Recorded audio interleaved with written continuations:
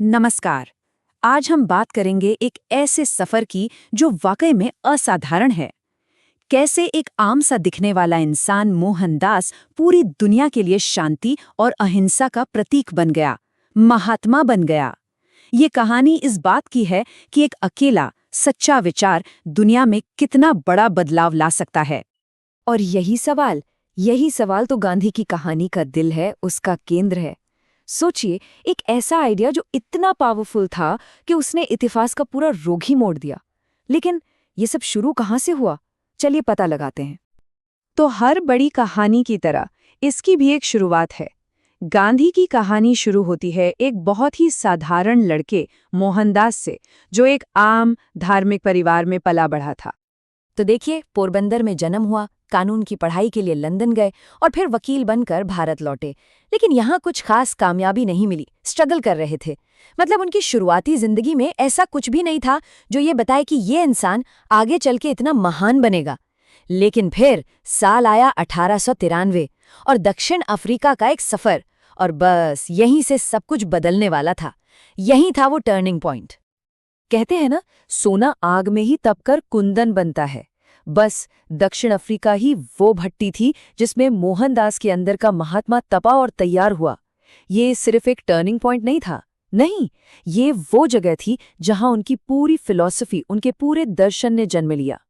एक पल के लिए सोच कर देखिए, आपके पास फर्स्ट क्लास का टिकट है, आप अपनी सीट पर बैठे हैं और आपको सिर्फ इसलिए ट्रेन से उठाकर बाहर फेंक दिया जाता है क्योंकि आपकी चमड़ी का रंग अलग है। वो जो अपमान था ना, वो एक चिंगारी बन गया। उसी पल उन्होंने तय कर लिया कि इस नाइंसाफी के खिलाफ लड़ना है, पर हथियार से नहीं, हिंसा से नहीं, बल्कि एक विचार से। और उसी अपमान की आग से जन्मा सत्याग्रह।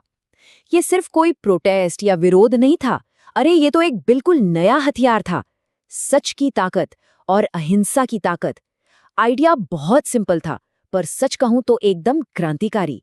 अन्याय का जवाब मुक्कों से नहीं देना है, बल्कि जो गलत है, जो बुरा है, उसके साथ सहयोग करने से ही मना कर देना है। तो साल 1915 में गांधी जी भारत वापस लौटे। लेकिन अब वो पहले वाले मोहनदास नहीं थे। उनके पास एक नई सोच थी, एक नया हथियार था और एक फौलादी इरादा था। और अब वो तैयार थे एक बहुत बड़ी लड़ाई लड़ने के लिए, भारत की आज़ादी की लड़ाई। और भारत लौटते ही उन्होंने बिल्कुल भी वक्त बर्बाद नहीं किया।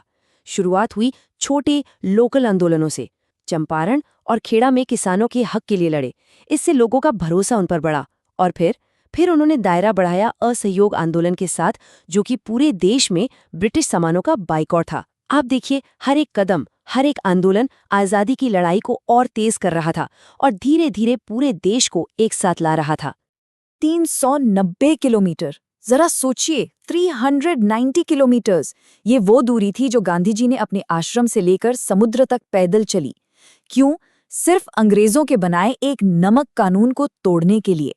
ये सिर्फ एक लंबा सफर नहीं था, नहीं, ये एक बहुत पावरफुल स्टेटमेंट था। ये इस बात का सबूत था कि पूरा देश एक होकर एक साम्राज्य को चुनौती दे रहा है, बस एक एक कदम चलकर। तो गांधी जी जो कुछ भी कर रहे थे, उसके पीछे कुछ गहरे सिद्धांत थे, कुछ कोर प्रिंसिपल्स थे। चलिए अब ये समझते हैं कि आखिर वो कौन सी ताकतें थी जो उनके हर आंदोलन को चला रही थी। तो इन सब के सेंटर में थे ये आइडियाज। सबसे पहले अहिंसा, मतलब किसी को भी चोट नहीं पहुंचाना, ना सोच से, ना बातों से, ना ही किसी काम से। फिर था सत्य। उनका मानना था कि सच ही सबसे बड़ी ताकत है, सच ही भगवान है। फिर स्वदेशी, यानी अपने देश में बनी चीजों का इस्तेमाल करना ताकि हम आत्मनिर्भर बने। और सर्वोदय, मतलब सबका भला, सबकी तरक्की, खासकर उस इंसान की जो सबसे आखिर में खड़ा है। यही तो उनका सपना था, एक ऐसा भारत जो सिर्फ अंग्रेजों से नहीं बल्कि हर तरह के भेदभाव से भी आजाद हो।